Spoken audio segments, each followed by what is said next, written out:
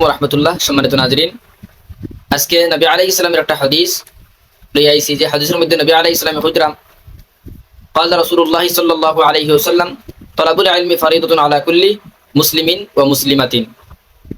যে প্রত্যেক পুরুষ আর মহিলার লাগিন জ্ঞান অর্জন করা, ইলম অর্জন করা ফরজ।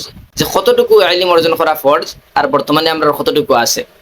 আমরা ইসলামের বিষয় মুসলমানের প্রত্যেক মুসলমানের লাগিন ইসলামের বিষয় জানা জরুরি। যে তার ধর্মের মধ্যে কিতা করা বালা, কিতা করা বালা না, কি শিক্ষা দিছে তার ধর্ম। কারণ আমি ইলা মানুষ পাইছি যে এই ইসলামত জ্ঞান কম থাকার কারণে মানুষ বিভ্রান্তির মধ্যে যাইতরা। আমার যারা চিন্তা, আমি আমার এলাকা পরে আমার পাশের যত এলাকা আছে, আমার দুই একজন মানুষের লাগিলে মোলাকাত হয়েছে। যে মানুষে হে ওলা মুসিবতের মধ্যে পড়ছে, যে মুসিবতের পড়ার পরে বিপদ পড়ার পরে মতলব বিপদটা কিন্তু বাঁচতে পারছে না।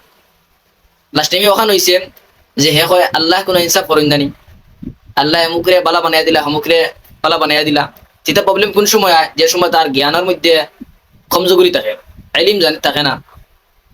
যে আমরা বলা বিভ্রান্তির মধ্যে পড়ে যাই। আমরা নিশ্চয় জানি যে দুনিয়াটা হয়ে থাকলো গিয়া মুমিন হল লাগিন জেলখানা, আর কাফির হল লাগিন হয়ে থাকলো গিয়ে জান্নাত। হাদিসের মধ্যে নবী আলাইহিস সালাম কইছেন।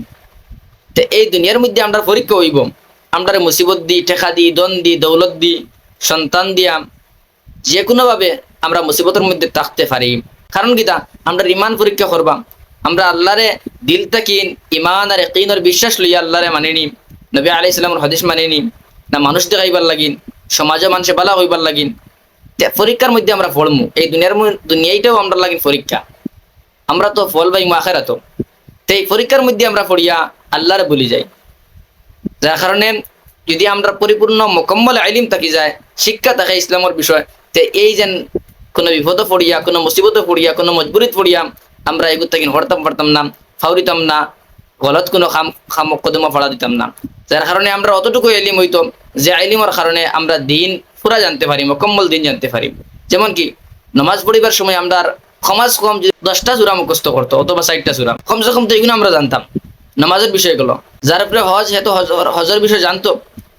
যার উপরে জাকাত পড়ছে, জাকাতের বিষয় জানতো। জানলে নাও হে অন্যের কাছ থেকে জিজ্ঞাসা করে জানতো। আমি চলতে গেলে একটা রাস্তা পাই যাই, যে এটার সময় আমার অতখান জানা দরকার যে রাস্তার মধ্যে খানো গাত আছে, খানো কিতা আছে, কোনবাই বেখা, কোনবাই গেলে আমি আমার মকসদও যাইতে পারবো, আমি আমার বাজারও যাইতে পারবো, আমি আমার স্কুলও যেতে পারবো। তখন আমার লাগে জানা জরুরি।